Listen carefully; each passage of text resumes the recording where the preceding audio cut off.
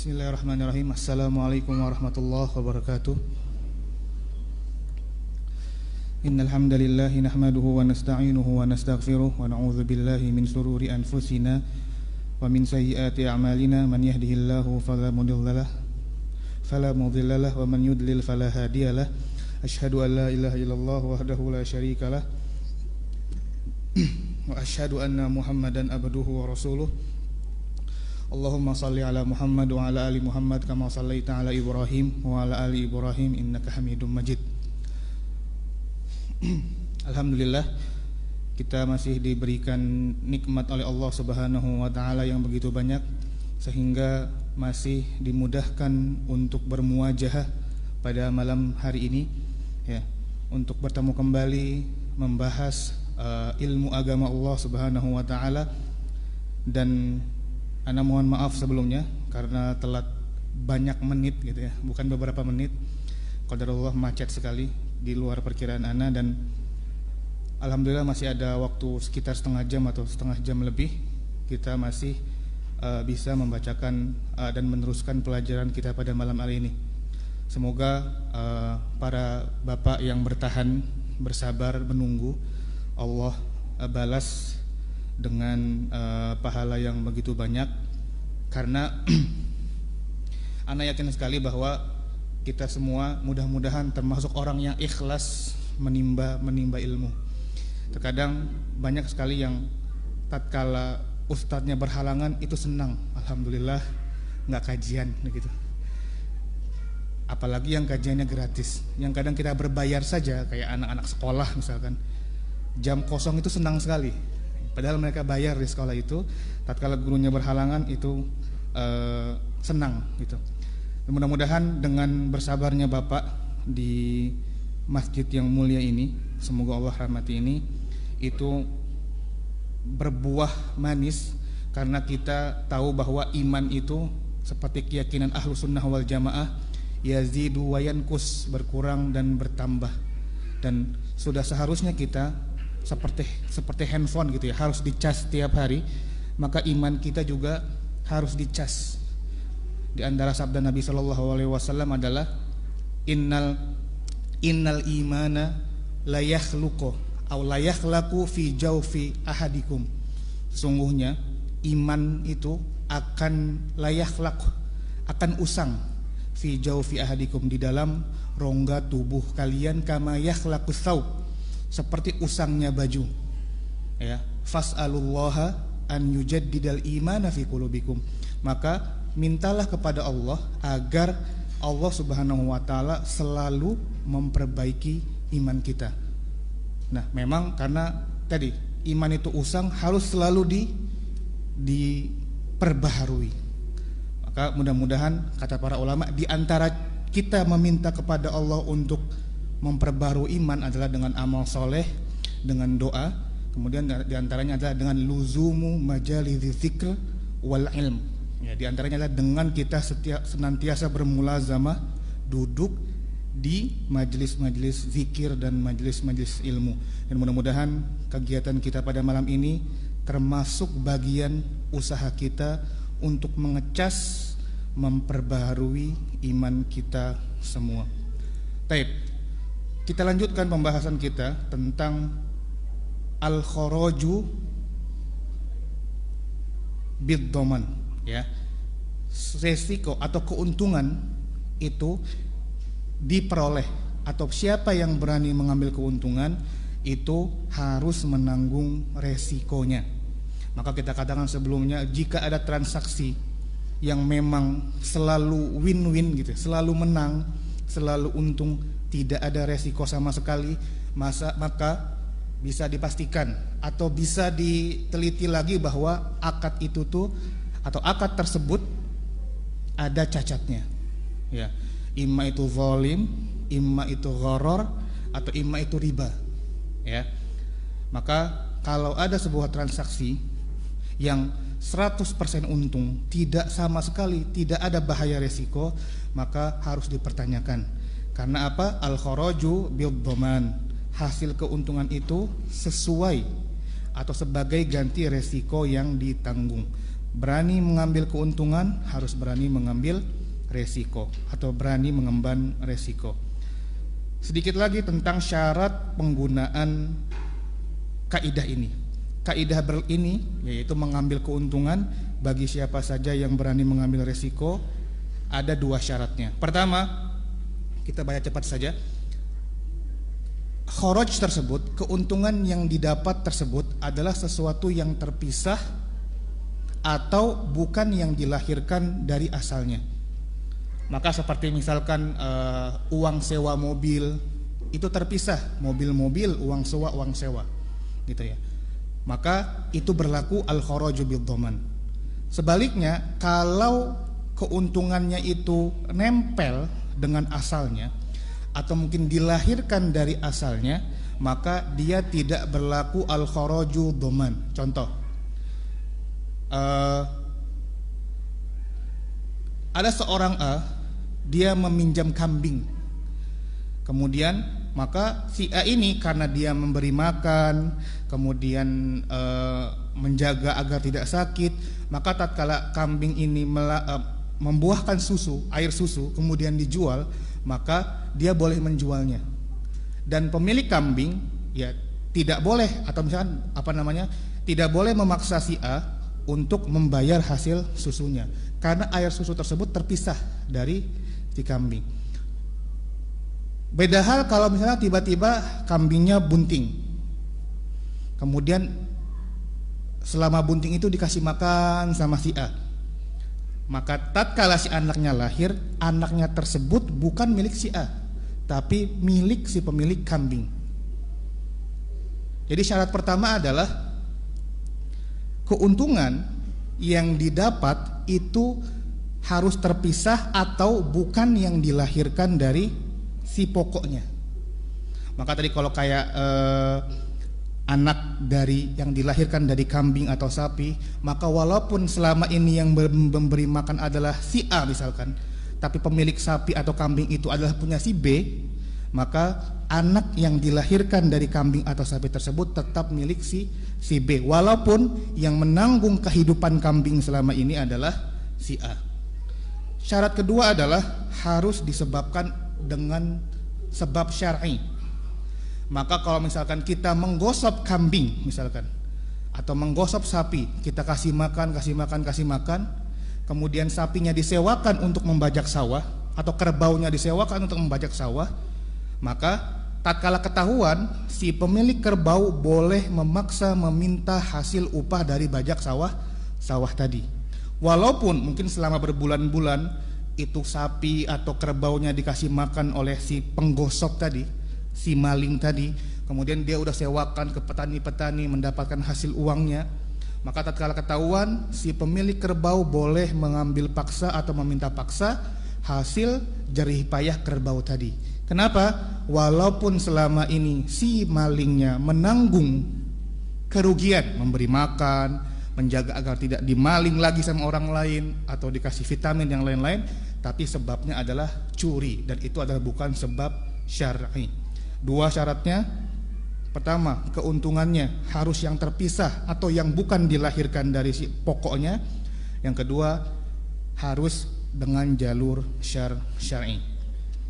Baik, kita lanjutkan. Al-qaidah al-kulliyah ats-tsaminah, kaidah makro yang ke-8. Ini sebaliknya. Al-ghurmu bil ghunmi. Resiko kerugian itu ada karena keuntungan yang kita dapatkan, atau resiko itu selalu sejalan dengan keuntungan. Kurang lebih sama saja, tapi ini dikedepankan resikonya. Jadi kalau kita misalkan harus menanggung suatu resiko atau harus menanggung konsekuensi yang memberatkan bagi kita, itu semua ada karena nanti ada keuntungan yang akan didapat. Dalilnya adalah Allah Subhanahu wa taala berfirman, wal walidatu yurdi'na auladahunna haulaini kamilain, dan para ibu itu hendaklah dia menyusui anaknya selama 2 tahun penuh. Liman arada an yutimma radha'ah, bagi siapa saja yang ingin menyempurnakan susuannya.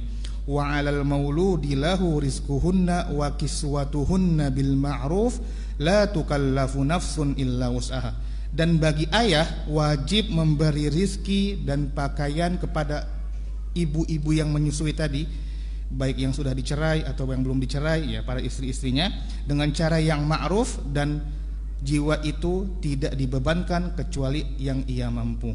La tudarra walidatum biwaladiha wala mauludun lahu biwaladihi. Ibu-ibu itu tidak dibikin madarat oleh anaknya, para bapak juga tidak dibikin madarat oleh anaknya. Wa 'alal warisi mislu dzalik. Dan ahli waris itu demikian juga, yaitu wajib memberi nafkah. Di mana sisi pendalilannya? Sisi pendalilannya adalah tatkala Allah Subhanahu wa taala memerintahkan seorang ibu untuk menyusui anaknya selama 2 tahun. Ini berat nggak bagi ibu? Berat. Karena orang menyusui nanti akan lapar, akan capek begitu, mungkin akan sakit juga. Akan tapi al-ghurmu bil ghunmi, karena ada keberatan resiko yang ditanggung oleh ibu, maka sudah sepantasnya si ibu ini mendapatkan al-ghunmu, sebuah manfaat, yaitu apa? Seorang bapak wajib memberi nafkah kepada istrinya atau ibu dari anaknya walaupun sudah dicerai. Andaikan si ibu ini tidak menyusui anaknya, menikah kemudian bercerai, nggak punya anak, maka sudah tidak ada kewajiban bagi suami untuk menafkahi istrinya lagi, ya. Tapi kalau misalkan menikah kemudian punya anak, kemudian masa iddahnya sudah habis, tidak rujuk lagi, tapi dari hasil pernikahan ini punya anak, dan si anak ini disusui oleh ibunya walaupun sudah dicerai, walaupun sudah masa iddahnya selesai, maka sang ayah harus tetap memberi nafkah kepada sang ibu dan anak, ya. Al-ghurmu bil ghunmi, ibu menanggung resiko keberatan untuk sesuatu yang masyaqqah, ya, menyusui anaknya, maka timbal baliknya dia harus mendapatkan sebuah keuntungan, yaitu harta atau nafkah dari sang ayah, ya, bapak dari si anak. Wa 'alal warisi mislu dzalik, juga ahli warisnya. Ahli waris juga harus memperhatikan si anak. Kenapa? Itu madarat. Belum tentu itu jalur nasab yang dekat. Maksudnya contohnya dia bukan ayah si anak, atau mungkin bukan saudara si anak, tapi dia masih ahli waris, misalkan pamannya atau siapanya. Maka tatkala misalkan ayah ibunya udah nggak ada, misalkan si ahli waris ini tetap wajib menafkahi si anak tadi. Ini sebuah keberatan, sebuah resiko yang harus ditanggung, ya, sebuah al-ghurmu. Tapi dengan adanya al-ghurmu ini, maka dia akan mendapatkan keuntungan, yaitu jatah warisan jika si anak kelak meninggal.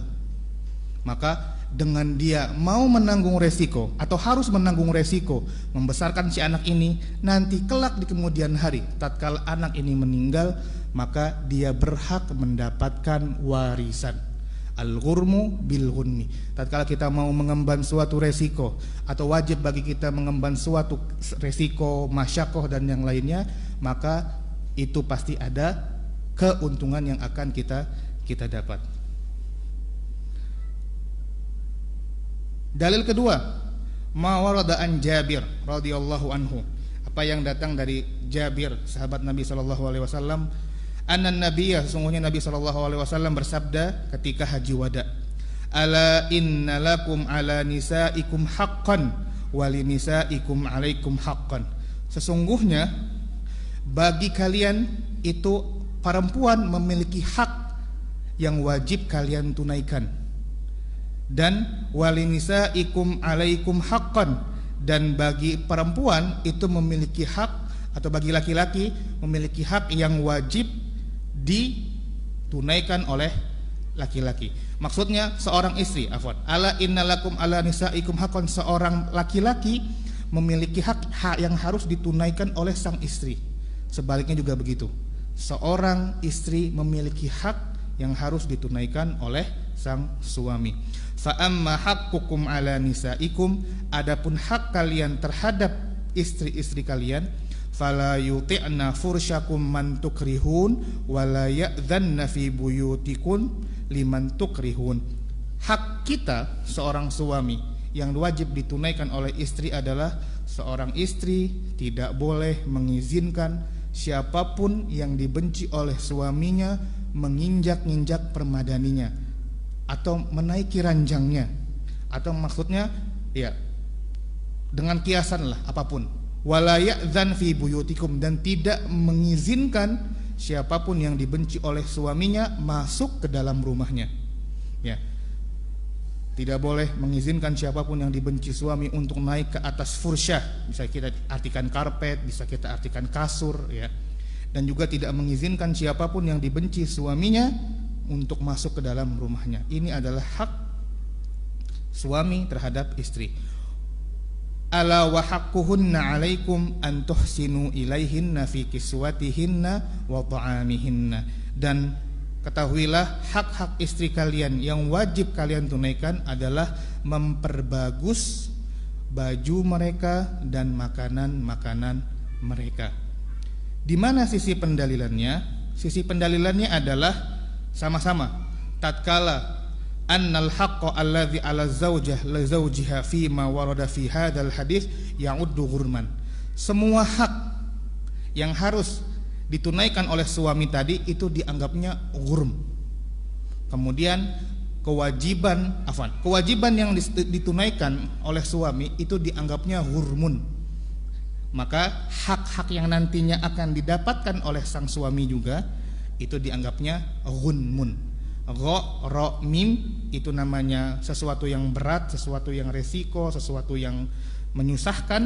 Gha, nun, mim itu namanya ghanimah gitu ya, manfaat. Jadi tatkala ada sesuatu yang memberatkan itu harus bertimbal balik dengan manfaat.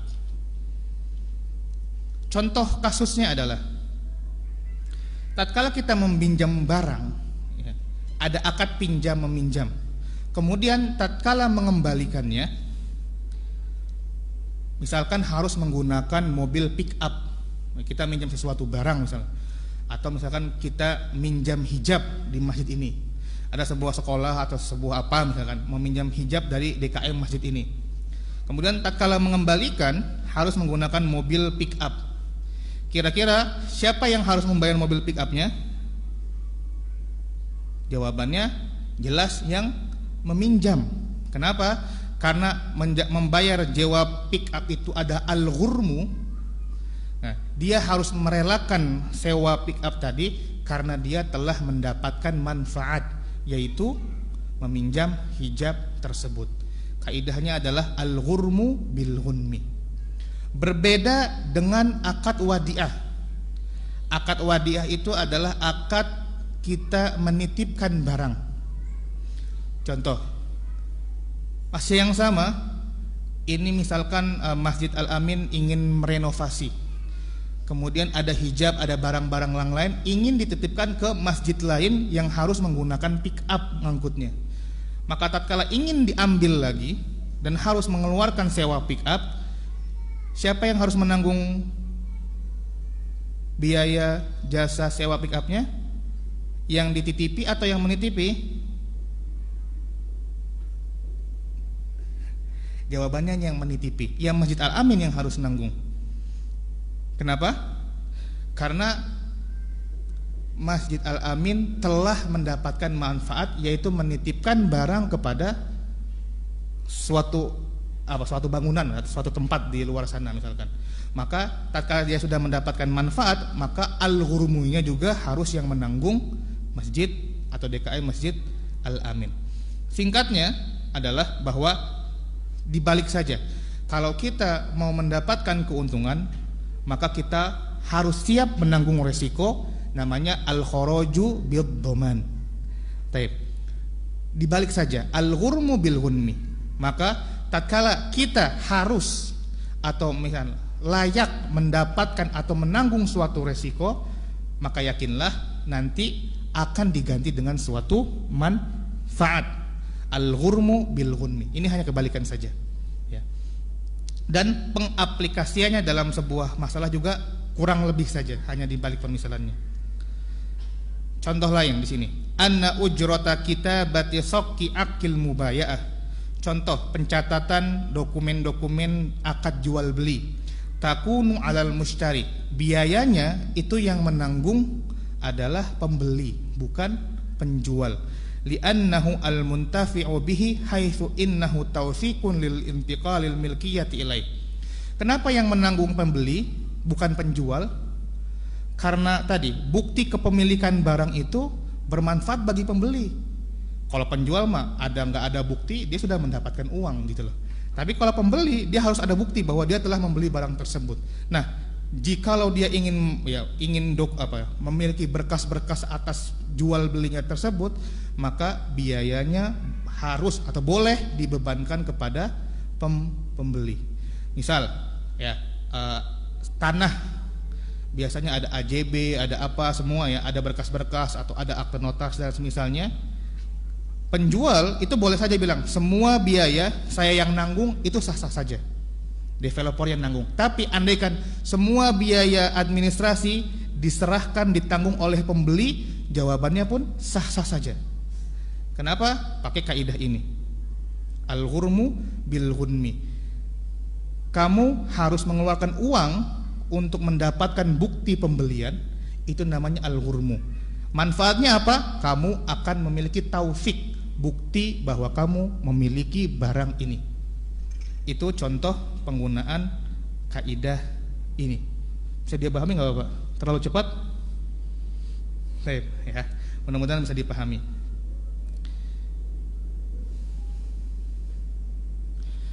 Contoh ketiga, anna nafaqata imaratid dar al-mushtarakah baina syakhsain fa aktsar takunu alaihim biqadari milkihim lianna intifa'ahuma minad dar bihasbi miqdari milki kulli minhum fa nafaqatut ta'mir huna ghurmun wal intifa'u ghunmun wa qad taqarrara annal ghurmu aw annal ghurma bil ghunmi. Contoh, ada sebuah gedung atau sebuah rumah atau sebuah perusahaan dimiliki oleh 4 orang ya, maka biayanya pun harus dibagi 4. Kenapa? Karena 4 orang ini berhak menggunakan manfaat dari gedung tersebut. Ini sudah jadi hal lumrah ya. Maka tatkala ada biaya perbaikan, ada biaya maintenance, itu harus dibagi berempat. Kenapa? Karena biaya maintenance dan yang lain-lain itu namanya ghurmun. Ya, mereka harus melakukan itu karena mereka akan mendapatkan ghunmun, yaitu manfaat. Al-ghurmu bil ghunmi. Sama misalkan kalau kita memiliki kerabat yang fakir, maka kita sebagai yang berada itu wajib menafkahi kalau mampu ya.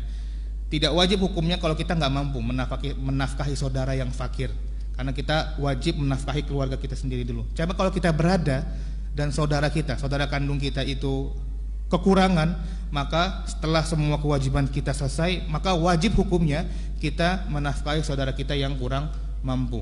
Itu sebuah ghurmun ya, sebuah masyaqqah. Akan tetapi berlaku kaidah al-ghurmu bil ghunmi. Kita wajib menafkahi dia karena apa? Karena nanti kalau dia meninggal, kita akan mendapatkan jatah warisan. Tapi pertanyaannya, ya buat hidup aja susah itu, nanti apakah ada jatah lain beda lagi ya? Kita nggak ada yang tahu ke depan. Ya, tapi di sini contohnya begitu. Jadi tatkala si yang saudaranya meninggal, maka si saudara yang menafkahinya akan mendapatkan jatah warisan. Tapi di antara rukun, kalau kita belajar bab waris, di antara rukun warisan itu adalah harus ada hartanya. Kalau nggak ada hartanya, apa yang mau dibagi? Gitu ya. Tapi ini hanya pengaplikasian kaidah.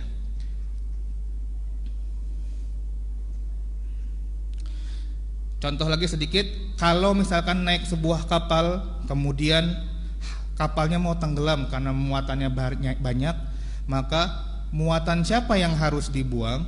Jawabannya adalah muatan semua penumpang dibagi rata. Kenapa? Karena mereka ingin selamat, maka harus ada yang dikorbankan. Dan ini ma'ruf insyaallah.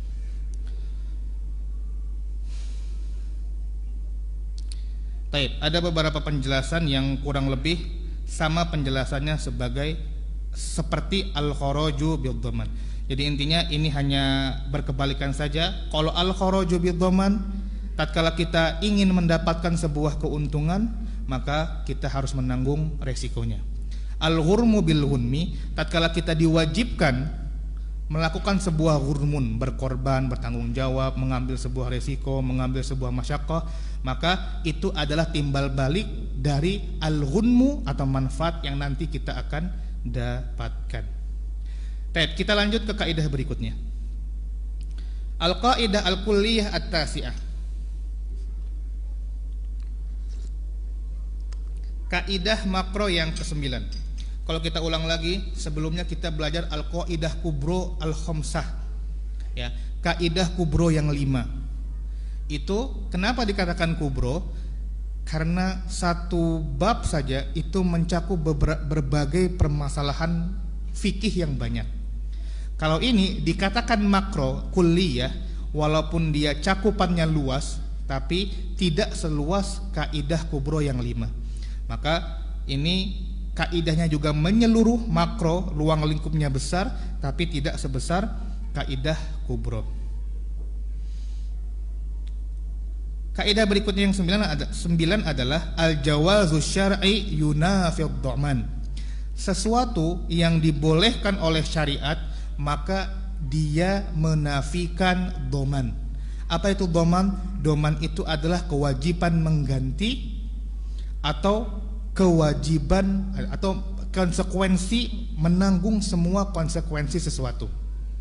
Ya, Anda ulang lagi. Al-jawazu syar'i, sesuatu yang dibolehkan secara syariat, maka dia tidak perlu atau meniadakan tanggungan, tidak wajib mengganti atau tidak wajib menanggung sesuatu. Kita contohkan. Lau hafara syakhsun hafratan fi milkihi, jika seseorang itu menggali sumur di tanah miliknya, au fi tariqil am bi izni waliyil amr, atau menggali sebuah lubang di jalanan umum tapi sudah legal, sudah dapat izin dari pemerintah. Fasaqata fiha insanun au hayawan, kemudian ada orang lewat jatuh atau ada hewan lewat jatuh ke dalam lubang tersebut. Fahasala wa hasalallahu talaf, kemudian cacat, orangnya cacat atau luka-luka, atau hewannya cacat, atau bahkan mungkin meninggal atau mati hewannya. Fa innahu la dhamana 'alal hafir, maka si penggali lubang tadi atau penggali sumur tadi tidak wajib menanggung kerugian dari hewan atau orang tersebut yang jatuh ke dalam sumur tersebut. Kenapa? Karena yang dilakukan oleh penggali ini diizinkan oleh syariat, sudah legal, sudah boleh. Jadi kalau ada apa-apa, maka dia tidak wajib menanggung. Contoh lain, lau istajara syakhsun sayyaratan aw dabatan liyahmila alaih thumma hammalaha qadral mu'tad fatalifat fa innahu la yadman. Seseorang nyewa mobil untuk ngangkut barang. Ya, kita nyewa pick up buat ngangkut barang yang sesuai urf, sesuai kebiasaan. Qadarullah, tatkala ngangkut barang mobilnya rusak atau bannya oleng atau terjadi kecacatan dalam mobil tersebut, maka kita si penyewa tidak wajib mengganti. Kenapa? Karena memang peruntukan pick upnya buat ngangkat barang. Ya, dan hari apes itu tidak pernah ada. Percaya ada hari apes, Bapak? Enggak ada ya, semuanya qadarullah. Maka kala dia sudah melakukan jalur-jalur syar'i, melakukan sesuai yang dibolehkan oleh syar'i, kemudian ada sesuatu yang rusak, cacat, maka dia tidak boleh mengganti. Satu lagi contohnya, lau anna syakhsan kana ajiran fi islahi sayyarah falamma talabaha malikuha minhu habisa indahu hatta yu'tihi ujrat islahiyah falalifat indahu fa innahu la yadman. Contoh, kita masukin mobil ke bengkel, sudah selesai bengkelnya dan kita minta dibayar. Si pemilik mobil bilang, simpen dululah, saya belum punya uang. Disimpan oleh si pemilik bengkelnya. 2 minggu kemudian baru datang si pemilik mobil, tatkala dicoba ternyata akinya soak atau bahkan nggak bisa jalan atau semisalnya, maka si pemilik bengkel tidak wajib membetulkannya secara cuma-cuma, tidak wajib mengganti biaya kerusakannya. Kenapa? Karena apa yang dilakukan bengkel itu diizinkan oleh syariat. Udah simpan saja. Saya tidak wajib memanaskan, saya tidak wajib mengotak-ngatik. Ya, tatkala rusak, itu yang menanggung adalah si pemilik mobilnya. Al-jawazu syar'i yunafi ad-dhaman. Sesuatu yang dibolehkan syariat itu menafikan ganti rugi. Kita cukupkan insyaallah sampai di sini. Mudah-mudahan kedepannya kita bisa membacakan dalil dari kaidah ini. Subhanakallahumma wa bihamdika asyhadu an la ilaha illa anta astaghfiruka wa atubu ilaik. Wa akhiru da'wana alhamdulillahi rabbil alamin. Wassalamualaikum warahmatullahi wabarakatuh.